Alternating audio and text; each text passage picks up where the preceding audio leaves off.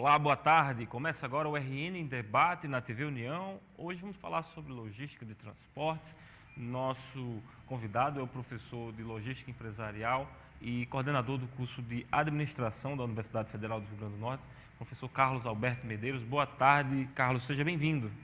Boa tarde, Alex. Boa tarde, telespectadores. É um prazer estar aqui no seu programa. Carlos, vamos falar sobre Natal inicialmente. Hoje, na sua visão, qual o principal gargalo no que toca ao transporte de massas existente na nossa cidade? Alex, Natal, como grande parte das metrópoles do Brasil, ela vem se espraiando, né? Cada vez a cidade vai atingindo mais municípios e vai se espalhando, né, na região metropolitana. E o que vem causando é que é muito mais caro para dar segurança, é muito mais caro para trazer o saneamento, é muito mais caro para você dotar de infraestrutura, de calçamento, de asfalto, de iluminação pública. As cidades, as metrópoles, elas precisam ser adensadas. Eu acredito que a solução para o transporte em Natal vai passar por um plano diretor que permita um adensamento maior. Mas esse adensamento maior, na minha opinião, ele tem que se dar ao longo das linhas férreas. Por quê? Porque uma cidade como Natal, como já uma metrópole, nessa região nossa já temos mais de 1 milhão de habitantes. Natal tem mais de 800 mil e a Grande Natal já supera com folga 1 milhão de habitantes. Então nós precisamos, ao longo das linhas férreas, os ramais já existentes, torná-las um transporte de massa, de alto volume de passageiros. Nós só vamos ter qualidade de vida no tráfego, no bem-estar de toda a região, quando as pessoas usarem mais VLT e metrô. Então, nós precisamos voltar a cidade para as linhas férreas. Com que medidas, professor, deveriam ser efetivadas pelos administradores da cidade para se partir para esse tipo de raciocínio? Perfeito. A minha ideia é o seguinte: o adensamento tem que se dar ao longo das linhas férreas. Então, as grandes licenças para construção, por exemplo, um conjunto de apartamento com 400 unidades, com 1.000 unidades, como existe na região metropolitana de Natal. Essas licenças só podem ser dadas se estiverem próximas das linhas férreas ou da estação ferroviária. Então, por exemplo, a prefeitura vai construir um posto de saúde que faça próximo a uma estação de uma linha férrea. Vai ser construída uma escola nova, que ela seja feita próxima a uma estação de uma linha férrea. Então, a cidade tem que fazer um planejamento urbano para que se adense ao longo das estações. Cada estação de trem, ela tem que passar a ser um pequeno centro comercial daquele bairro. Então, por exemplo, tem uma estação de trem na Cidade da Esperança. No entorno daquela estação de trem, ali tem que ter banco, tem que ter farmácia, tem que ter escola, tem que ter a repartição pública. Então, ali em volta tem que ter o centro comercial daquele bairro, que a pessoa vai ali, resolve seus problemas, pega o trem, vai trabalhar. Então, o que está acontecendo? Nosso modelo baseado num transporte rodoviário, ele está penalizando as famílias. O estudante demora para chegar na universidade, na escola, o trabalhador demora a chegar no seu trabalho, e isso nós perdemos produtividade na sociedade. As pessoas estudam menos e trabalham menos. Perfeito. Eles perdem tempo dentro do transporte coletivo. Perfeito. Que demora muito. Professor, no caso concreto de Natal, como é que se aplicaria ideias como essa, por exemplo, né? Porque nós temos uma limitação em termos de linhas férreas na nossa cidade, muito embora haja sempre um movimento no sentido de reativação e de construção de novas linhas, e também temos aí um outro movimento que diz respeito ao VLT, também em andamento aqui na cidade.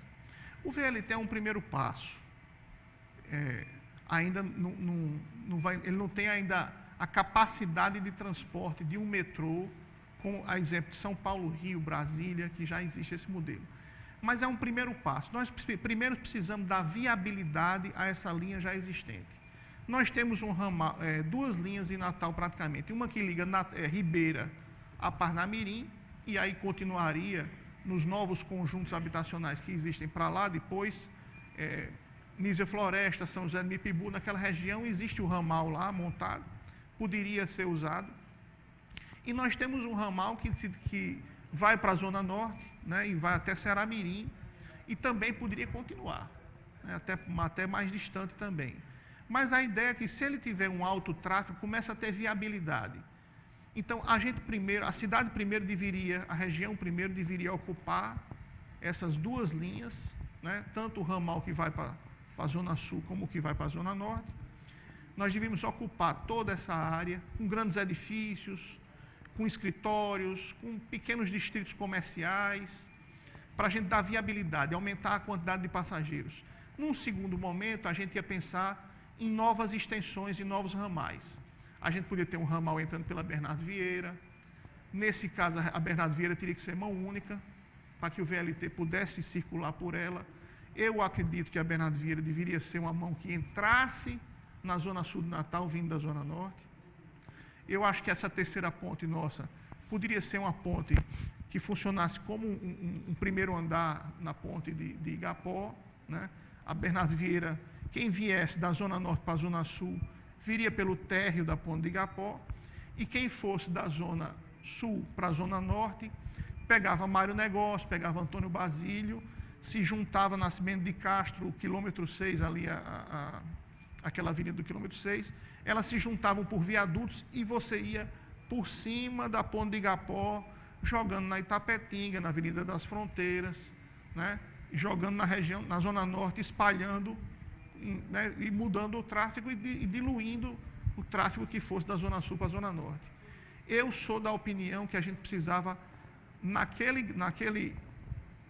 naquela ponte de Igapó, funcionar ela com 2 pisos, né? Um sentido vindo, outro sentido saindo, pensando numa Natal para daqui a 10, 20 anos. Porque se nós não pensarmos em Natal daqui a 10, 20 anos, nós não vamos conseguir resolver os problemas.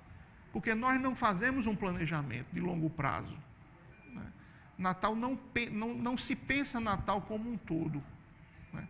Nós temos que parar e pensar, espera aí, nós somos uma metrópole, nós temos problemas de metrópoles, como vamos resolvê-los? Então a gente não planeja a cidade. Professor, critica-se muito a decisão, já agora tarde, já efetivada, de mudança do local do aeroporto aqui no Rio Grande do Norte, né? Logisticamente, qual a análise que o senhor faz do que aconteceu, da mudança desse eixo do aeroporto, que era aqui em Parnamirim, passou para São Gonçalo do Amarante? Perfeito. Alex, eu pesquisei o que aconteceu nas cidades onde a aeronáutica fechou suas bases. Então, Natal vai concentrar grande parte, ou já concentra grande parte do treinamento aeronáutico do Brasil.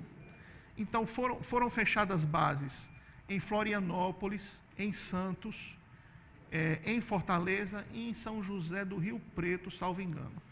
Eu entrei nos jornais pela internet dessas cidades e todas elas reclamavam da perda que estavam tendo de arrecadação em função da aeronáutica transferir todo o seu treinamento para Natal. Então, o aeroporto Augusto Severo, ele fechou porque nós tínhamos ali um conflito entre a aviação comercial e a aviação civil. O aeroporto de São Gonçalo era o segundo aeroporto em quantidade de pousos e decolagens do Brasil, só perdia para Guarulhos. Então, esse conflito de aviação comercial com a aviação militar, ele não pode acontecer. Então, você tem um piloto treinando, às vezes ali num Tucano, num avião pequeno, e chega um avião de grande porte com 200 e tantos passageiros, e a pista está, por um erro, ocupada por um piloto. Isso pode causar, poderia ter causado um grave acidente. Já aconteceu comigo de um avião arremeter, porque tinha um avião de treinamento na pista. Então, a decisão é acertada. São Gonçalo, esse aeroporto vai ter condições de acompanhar o desenvolvimento do Rio Grande do Norte por 30, 40, 50 anos. Ali tem capacidade de se expandir o aeroporto até 40 milhões de passageiros. Então, o aeroporto Augusto Severo é um aeroporto pequeno, não tinha mais condições de crescer. A pista, a tendência da aeronáutica hoje são de grandes aeronaves, o A380, e os novos modelos de aviões que estão sendo projetados, quando os passageiros vão passar a sentar dentro das asas, É um modelo tipo Concorde, assim, um modelo mais triangular de avião, mais largo. Vão ter vários corredores dentro, mais de 1.000 pessoas no avião. Então, ele precisa de pista longa e larga, esses aviões. Já estão em protótipo, já estão sendo testados, mas é uma coisa que a aeronáutica vai passar daqui a talvez 10, 20 anos. Nós vamos ter grandes aviões com 1.000 pessoas dentro. Como é que um avião desse ia pousar no Augusto Severo? Não tinha mais condições. Então, Natal hoje está posicionada para receber voos intercontinentais. Então, no médio e longo prazo, essa decisão é acertadíssima. É claro que causa um transtorno na pessoa que tem uma pequena atividade econômica no aeroporto, mas até Parnamirim, se fizer a conta de quanto a aeronáutica está investindo mais e o efeito renda que se gera para a cidade, com salários e com o que a aeronáutica gera em despesas, pela manutenção, pelo orçamento que gera, talvez Parnamirim esteja ganhando em relação ao que tinha. Tem que fazer a conta. Mas a classe política de Parnamirim tem que enfrentar o problema e dizer para a opinião pública que talvez isso seja bom até para eles. Perfeito. Mas eles escondem e não jogam claramente, não expõem claramente essa problemática para a população. Professor, ainda no tocante à questão de Parnamirim, fala-se na discussão no uso da estrutura para a implantação de um centro de convenções. O senhor acha correto isso aí? É viável? Eu ainda não conheço o uso que a aeronáutica vai dar ao terminal. Mas eu acredito que se a aeronáutica fizer diversas cidades no mundo, elas funcionam como cidades universitárias. Coimbra, em Portugal, Cambridge, na Inglaterra. Então, diversos lugares do mundo, eles recebem estudantes. Talvez, se a aeronáutica criar aqui uma grande universidade, uma grande escola de aviação, de treinamento, e usar o terminal para isso, talvez seja melhor para a gente. Então, essas soluções, essas discussões, elas têm que ser feitos estudos de viabilidade e ver na ponta do lápis o que é melhor para a gente. Professor, nós tivemos a oportunidade de conversar recentemente com o secretário de Infraestrutura do Estado do Rio Grande do Norte, Jader Torres, que falou sobre a retomada das obras de infraestrutura aqui no Estado.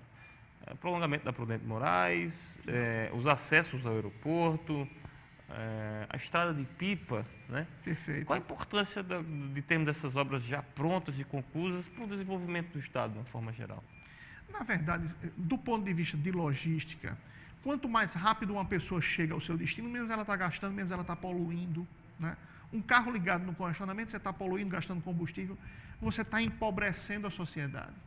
Então, quanto mais rápido se inaugurar a Prudente de Moraes, né, você dá rapidez, inaugurar assim, com sinalizada, completamente pronta a obra interligada à BR-101. Quanto mais rápido, melhor para a sociedade, porque esse ganho, ele se reflete em riqueza para as famílias, em riqueza para a sociedade. Então, você se desloca mais rápido, você gasta menos, você poupa pneu, você poupa tempo, e esses recursos é bom para todo mundo, né? A estrada de Pipa, o quanto antes ela for feita, vai ser muito importante para o turismo. Pipa hoje tem algo em torno entre 5 e 6 mil leitos. Então, é o segundo destino do Rio Grande do Norte. E a estrada vai possibilitar que quem está vindo de João Pessoa, da Paraíba, de Recife, de Pernambuco, até de Alagoas também, vem muita gente de Maceió para cá. Essas 3 capitais abastecem nossa baixa estação na região Tibau do Sul e Pipa. É muito importante essa estrada, porque ela vai fazer com que os turistas consigam chegar mais rápido ao destino. Então, Perfeito. Isso também é uma vantagem econômica para a gente. Perfeito. Bom, chegamos ao final da nossa entrevista. Eu queria agradecer imensamente a presença do professor Carlos Alberto Medeiros, que é professor de Logística Empresarial e coordenador do curso de Administração da Universidade Federal do Rio Grande do Norte. Muito obrigado, Alex. Bom, até amanhã, se Deus quiser.